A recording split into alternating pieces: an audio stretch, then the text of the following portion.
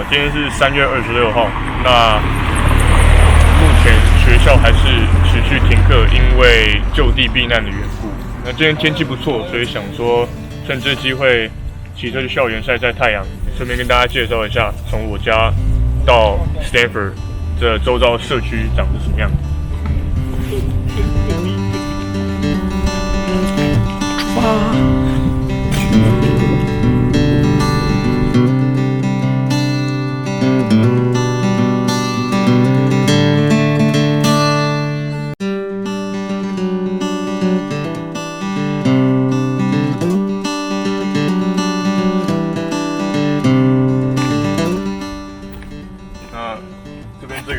在这社区，某一些街道还有角落可以看到是一个迷你图书馆。如果你有那个跟别人分享书或读书的想法或习惯的话，他们会帮你在你家门口前面钉一个。那你想要看书的话，你可以来这边找。会有你有兴趣的。那如果你有书要跟别人分享的话，你也可以放在这里，像大家互相分享书这样。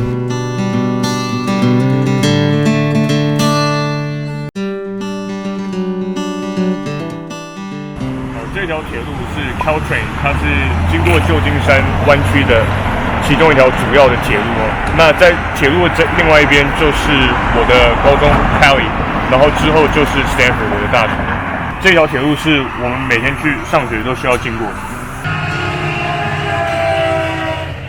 说到这个平交道，想要跟大家分享一个比较严肃的话题。Caltrain 是穿越矽谷唯一的一条铁路。Palo Alto 有2所高中，第一所是我的母校 Pali， 另外一所是 Gunner High School。这2所都是在全美高中排行名列前茅的公立高中，所以学生彼此之间的竞争以及学习压力是可想而知的。在2009年到2010年之间，有6名 Palo Alto 学区的高中生自杀。那在2014到15年又有另外4名学生自杀。那这10名学生中有很多就选择在这一个平交道，还有 Caltrain 的下一个平交道，就是接近 Gunner High School 的平交道，走到铁路上卧轨自杀。位于矽谷中心的 Palo Alto 看似一个很繁荣的地方，而且生活水平很高。25岁以上的人有80%有大学文凭，而且1半以上的居民有硕士学位。然而，这近10年来 ，Palo Alto 高中生的自杀率是全美国平均的4到5倍之高。还记得我高中1年级的时候，第一次亲身经历有在校同学去卧轨自杀的事件。当时教育局还有市政府也采取了因应的措施，在校园附近2个主要平交道安排了保全日夜看守，也建了加高的围栏，甚至有一些地方建了双层的围栏，但这并没有有效的遏制这个卧轨自杀的风气。那之后校方采取了更多的措施，包含在2所高中设立了心理咨询中心，也更改了课表以减轻学生功课的压力，还有禁止学生拿太多类大学的进阶课程。甚至我还记得我的辅导老师跟我们全班的同学说，不要只把目光放在类似常春藤的1级学府。看到校方还有家长为了这个事件所做出的改变是值得肯定的。可是我觉得大家还是应该想一想，这些学生到底是经历了什么样的绝望，来决定用这么恐怖的方法来结束自己的生命。我们也应该省思，为什么这近几年来自杀的学生有40%是亚裔的学生。许多亚洲家庭都有望子成龙、望女成凤的期待，可是是不是做过头，看不到自己想要的结果，反而给家庭还有社会带来了更大的悲剧还有负担。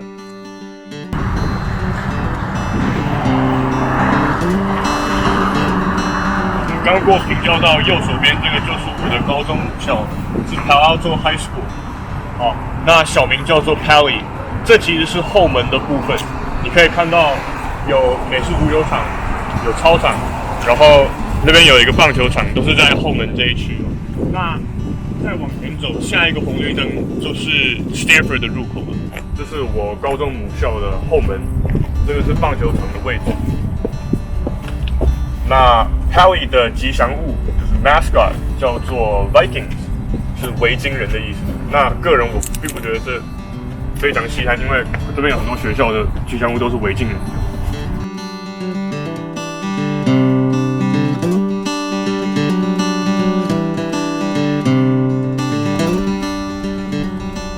好，走教育部的位置，其实就是在我的高中跟我的大学中间。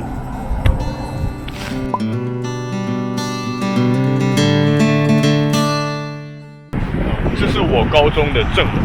那之前也跟大家说过，我在高中4年，我都有参加我们的越野慢跑校队。那在校后练习的时候，那个教练都会跟我们讲说，从我们 Pally 越过这条街，然后往 Stanford 的校园里面跑，因为 Stanford 的校园占地比较大，有很多地方供我们练习用。可以看到我们校园前面的2个红绿灯，从这边到那边的距离其实是很远的，所以呢，我们校队在练习的时候有时候偷懒，所以我们就直接穿越这个马路，所以最后让教练发现我们在做这件事情的时候，他就臭骂我们校队一顿，他就叫我们不能做这件很白痴的事情，所以我们之后就老老实实的就都等前面那个红绿灯，才可以过街进 Stanford 去练习。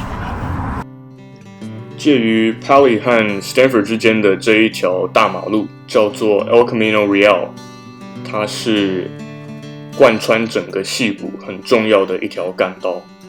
那从刚才的画面也许有注意到，我的身后有许多看似妨碍市容的露营车停在 El Camino 的马路旁。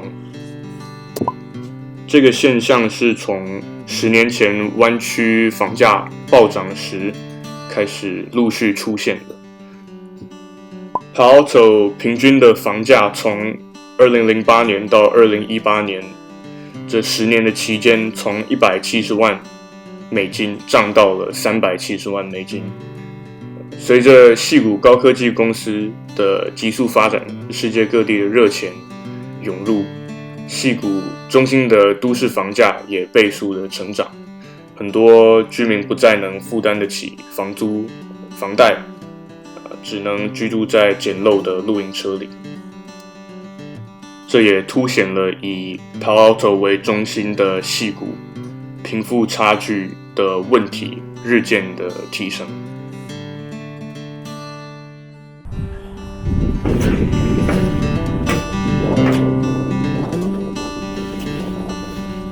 刚才有一个校园警卫拍到一半的时候来跟我们说，那个因为现在非常时期，所以这校园是属于关闭的状态，所以他不准我们拍，那所以我们就被赶走了。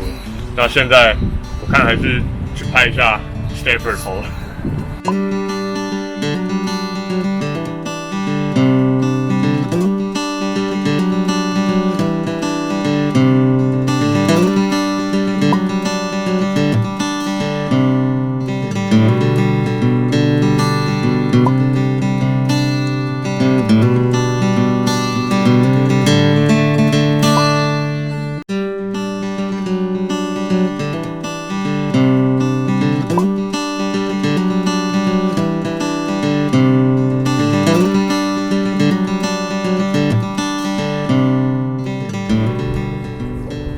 身后的这个是一个紧急通报站。那在 Stanford 的园区内，你会看到很多像这种紧急通报站。那如果你在园区内遇到任何紧急状况，像是被偷、被抢、受伤、那失火，或是被坏人追等等的状况，那你就可以跑到你最近的通报站，然后按下这个红色按钮，那就等于是你拨了911。那校园警察也可以从这个通报站知道你正确位置。看那边差不多100公尺地方就有另外一个通报站，所以其实，在园区内只要是有建筑的地方，那个通报站的密度其实是非常高的。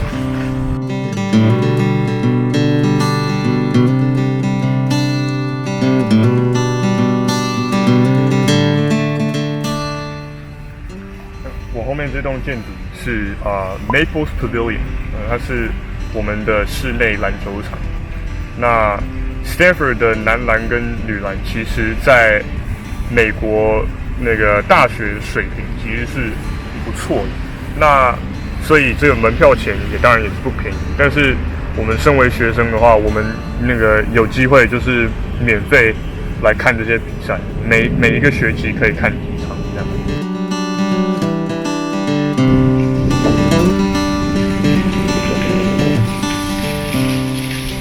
这是我们篮球场售票窗口。那还记得还在高中的时候，我们的机器人工程队就有跟 Stanford 申请来他们比赛在小吃部卖餐点给观众来筹钱。那还记得当时发现说那些餐点其实非常贵，随便一个热狗鸡块就要10块12块美金这样。那小孩跟爸妈拿钱来要买餐点的时候，我还不好意思跟他们讲说一个鸡块就要12块这样子。所以其实在高中的时候就有来过这个篮球场，看过里面长什么样子。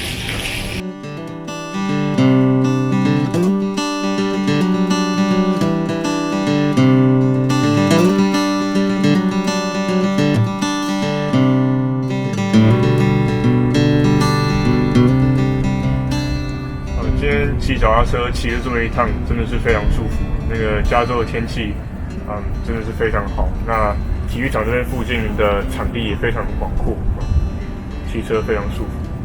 那今天这一集就拍到这里，再次谢谢大家看我的视频。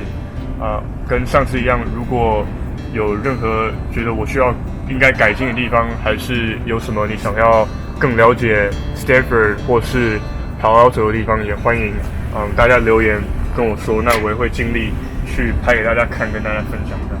谢谢。